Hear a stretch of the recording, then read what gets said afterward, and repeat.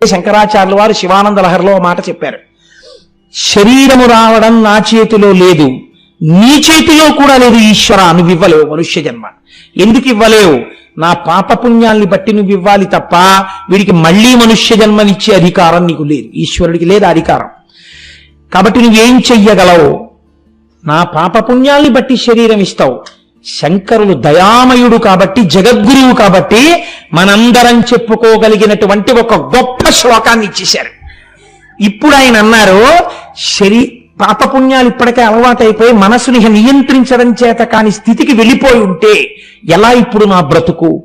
అస్తమానం ఓ శ్లోకం చెప్పు భగవంతుడి దగ్గర అన్నారు. ఏమిటో తెలుసా అండి? అది శంకరాచార్యులు వారు చెప్పవలసింది. మన కోసం శంకరాచార్యులు వారు చెప్పారు శివానంద లహరిలో.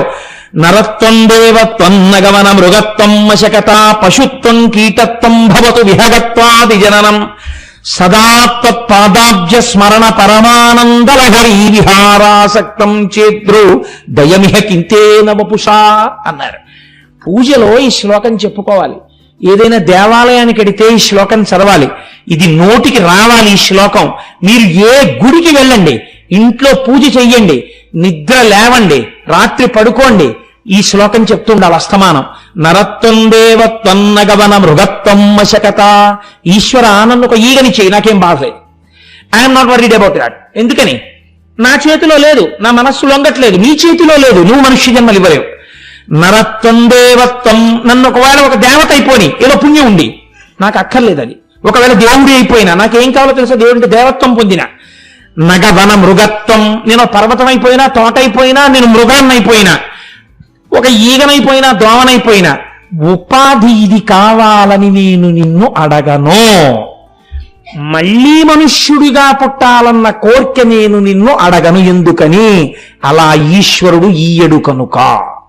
మీరు బాగా గుర్తుపెట్టుకోండి శాస్త్ర రహస్యాన్ని. అందుకిచ్చారు శంకరాచార్యులు వారి శ్లోకం. నగమన మృగత్వం మశకత పశుత్వం కీటత్వం భవతు విహగత్వాది జననం. గ్రద్దనై తిరిగినా నాకు బాధ లేదు. నాకేం కావాలి? ఏ ఉపాధిలో ఉన్నా జీవుడు అదే కదా ఉంటాడు. నాకేం కావాలో తెలుసా? సదాత్త పాదాబ్జస్మరణ పరమానందలహరీ విహారాసక్తం. ఎప్పుడు నీ పాదపద్మములను తలుచుకుని మురిసిపోయి ఆనందమునందు రమించేటటువంటి అదృష్టాన్ని నాకు ఇయ్యి. మీరు చూడండి, కుక్కలకి నక్కలకి కూడా నాలుకుంటుంది, రసేంద్రియం అని పిలవరదాన్ని. మనుష్యులకున్న నాలుకను రసేంద్రియం అని పిలుస్తారు.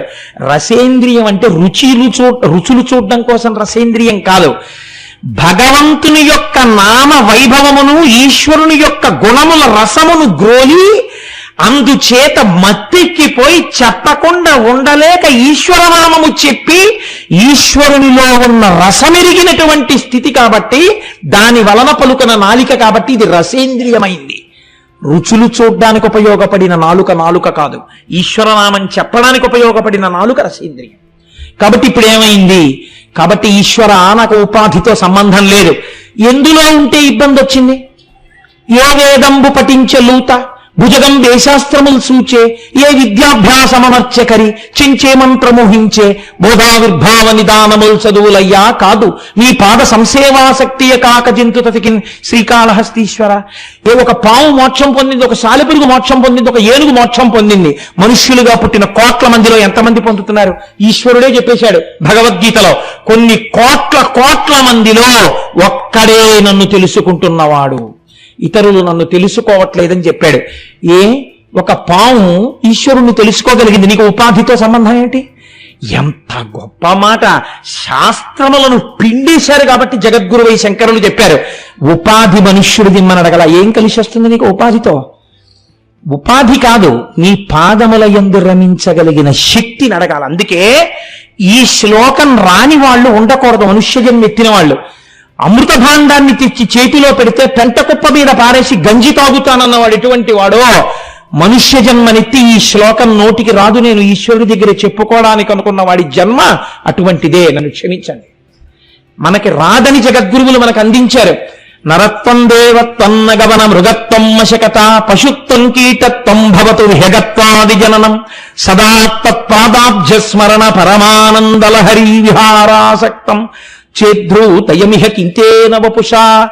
ఎక్కడికి వెళ్ళండి మీరు, ఏ గుళ్ళోకి వెళ్ళండి, ఇది చెప్పి బయటకు వస్తుండాలి. అప్పుడు ఇక మీకు బాధ లేదు, అలవాటు అవుతుంది.